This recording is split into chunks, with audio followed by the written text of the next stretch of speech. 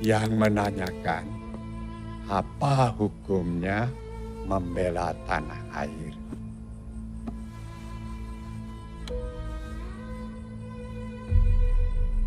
Hukum membela negara dan melawan penjajah adalah fardu ain bagi setiap mukallaf yang berada dalam radius masafah as-safar. Perang melawan penjajah adalah jihad fi sabilillah. Oleh karena itu, umat Islam yang mati dalam peperangan itu adalah syahid.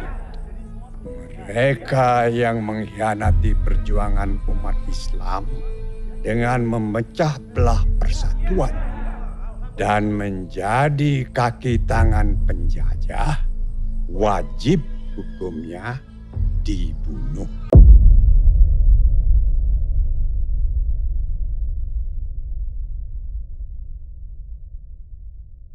Kekalahan Jepang pada Perang Dunia Kedua bak hujan di tanah kemarau.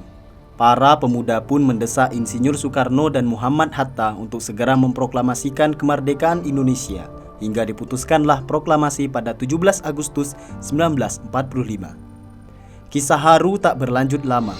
Keringat dan darah berkucuran dalam 353 tahun. Namun, kebahagiaan itu datang hanya sekejap. 1 bulan setelahnya, muncul kabar bahwa pasukan sekutu akan datang ke NKRI. Bulan September 1945, saat-saat yang dikhawatirkan hampir tiba. Kedatangan pasukan sekutu memang mengkhawatirkan. Saat itu, tersiar kabar pasukan Belanda yang membonceng pasukan Inggris sebagai sekutunya dengan senjata lengkap sudah bergerak hampir mendekati kota Surabaya. Mereka ingin kembali menjajah Indonesia dengan berusaha menguasai Surabaya sebagai pusat kedua setelah Jakarta. Dari Jakarta, Presiden Soekarno tak tinggal diam. Pekan kedua Oktober 1945, Presiden Soekarno mengirim utusan khusus ke pesantren Tebu Ireng menemui Kiai Haji Hasyim Asy'ari untuk meminta petunjuk dan arahan guna memecahkan kegundahan hati Presiden. Bung Karno meminta fatwa syariat. Apa hukum membela tanah air? Bagi Bung Karno, hukum membela Allah, membela Islam, dan membela Al-Quran itu sudah jelas. Tapi membela tanah air belum jelas benar hukumnya bagi Bung Karno. Kegundahan lainnya ialah belum adanya pengakuan kemerdekaan Indonesia dan pengakuan atas berdirinya negara Indonesia. Hal ini akibat usaha-usaha pemerintah Belanda yang menyebarkan berita provokatif ke seluruh dunia bahwa Republik Indonesia yang dipimpin Soekarno dan Hatta adalah negara boneka buatan fasisme Jepang. Bagaimana meyakinkan dunia bahwa Republik Indonesia bukan negara buatan fasisme Jepang, melainkan negara kebangsaan yang didukung rakyat seluruhnya. Mendengar pernyataan demikian dari para utusan yang datang, Kiai Haji Muhammad Hasyim Asy'ari langsung mengerti apa maksud Bung Karno. Di balik pernyataan itu, Bung Karno sebagai presiden bermaksud meminta tolong Kiai Hasyim meyakinkan para ulama dan kalangan pesantren untuk berjihad dengan turut serta terjun ke medan laga, bertempur melawan penjajah Inggris dan Belanda. Berperang menolak dan melawan penjajah itu fardu ain yang harus dikerjakan oleh tiap-tiap orang Islam, laki-laki, perempuan, anak-anak, bersenjata atau tidak. Bagi yang berada dalam jarak lingkaran 94 km dari tempat masuk dan kedudukan musuh. Bagi orang-orang yang berada di luar jarak lingkaran tadi, kewajiban itu jadi fardu kifayah yang cukup kalau dikerjakan sebagian saja.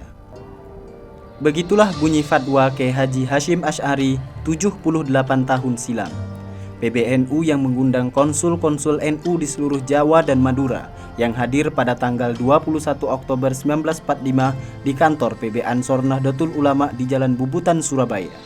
Berdasarkan amanat berupa pokok-pokok kaidah tentang kewajiban umat Islam dalam jihad mempertahankan tanah air dan bangsanya yang disampaikan Rois Akbar Kiai Haji Hasyim Asy'ari dalam rapat PBNU yang dipimpin Ketua Besar Kiai Haji Abdul Wahab Hasbullah, menetapkan satu keputusan dalam bentuk resolusi yang diberi nama Resolusi Jihad Fi Sabilillah.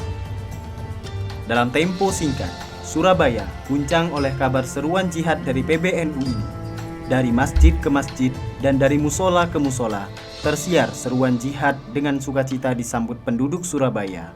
Sepanjang bulan September sampai Oktober telah meraih kemenangan dalam pertempuran melawan sisa-sisa tentara Jepang yang menolak tunduk kepada arek-arek Surabaya. Demikianlah sejak dimaklumatkan tanggal 22 Oktober 1945, resolusi jihad membakar semangat seluruh lapisan rakyat, hingga pemimpin di Jawa Timur, terutama di Surabaya, sehingga dengan tegas mereka berani menolak kehadiran sekutu yang sudah mendapat izin dari pemerintah pusat di Jakarta. Seruan resolusi jihad yang dikumandangkan PBNU dalam keadaan perang sudah berakhir lebih sebulan silam, sehingga dinilai oleh sebagian elit pemimpin negara di Jakarta sebagai mengada-ngada. Bahkan sehari sesudah resolusi jihad diserukan, sepanjang hari sejak pagi tanggal 24 Oktober 1945, Bung Tomo melalui pidatonya menyampaikan pesan kepada arek-arek Surabaya agar jangan gampang berkompromi dengan sekutu yang akan mendarat di Surabaya.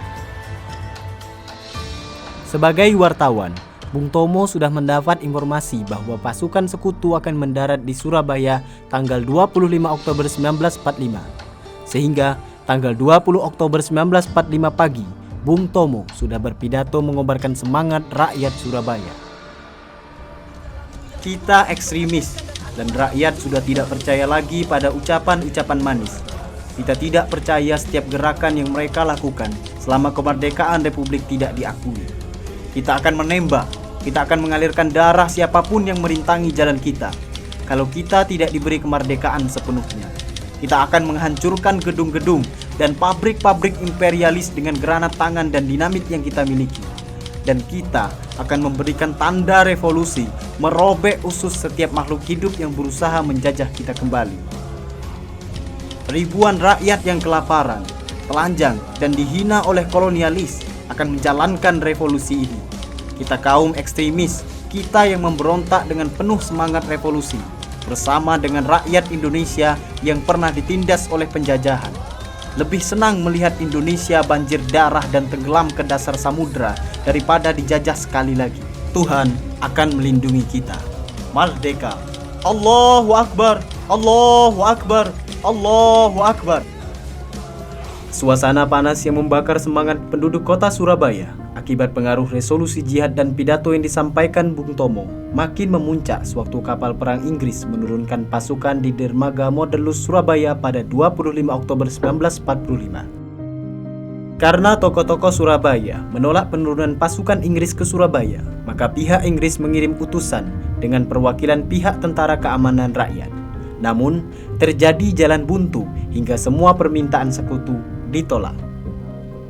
Tindakan para pemimpin dan rakyat Jawa Timur untuk tegas menolak pendaratan pasukan sekutu yang menjalankan tugas mengurusi interniran dan tawanan perang Jepang yang terlihat dari pidato Bung Tomo, pidato Dr. Mustopo, dan sikap Tentara Keamanan Rakyat yang mengejutkan para pemimpin di Jakarta dalam kaitan dengan resolusi jihad yang dikumandangkan PBNU tidak banyak diungkap dalam kajian sejarah modern di sekolah. Namun dengan memahami situasi dan kondisi waktu itu, berdasar kesaksian para pelaku sejarah yang saat ini sudah banyak yang meninggal dunia, tidak bisa ditafsirkan lain kecuali akibat momentum sejarah yang terjadi mempengaruhi cara pandang dan keberhasilan pengobaran semangat rakyat. Dan momentum sejarah itu tidak lain dan tidak bukan adalah dimaklumatkannya resolusi jihad oleh PBNU pada tanggal 22 Oktober 1945. Sebagaimana pertempuran sehari sebelumnya, perang keroyokan itu murni perkelahian massal yang disebut tawuran. Tidak ada pemimpin dan tidak ada taktik maupun strategi apapun yang ditunjukkan penduduk. Tentara Inggris, Brigade ke-49 Mahrata yang sudah berpengalaman di medan tempur Burma dan bahkan El Amin di Mesir itu kebingungan menghadapi pertempuran dengan model tawuran dari kawanan orang-orang nekat yang tidak tahu mati.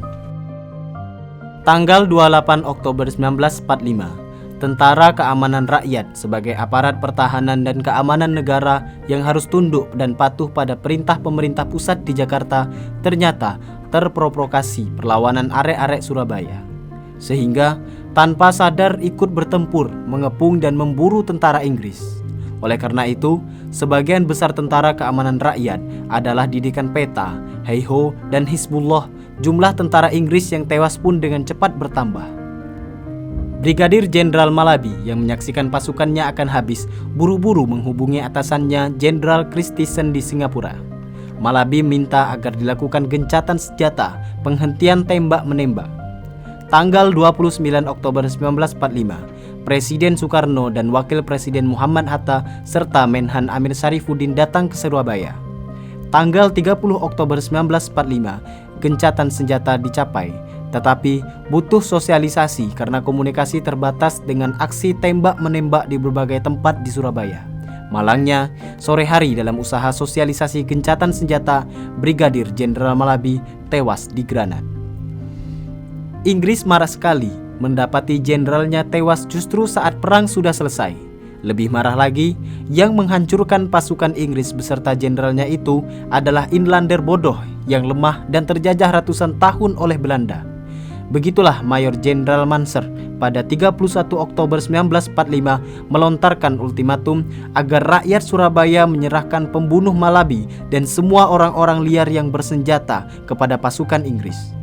Jika ultimatum tidak dijalankan, maka pada 10 November 1945 pukul 10.00 kota Surabaya akan dibombardir dari darat, laut, dan udara. Mayor Jenderal Manser menghitung kota Surabaya akan jatuh dan takluk dalam tempo 3 hari.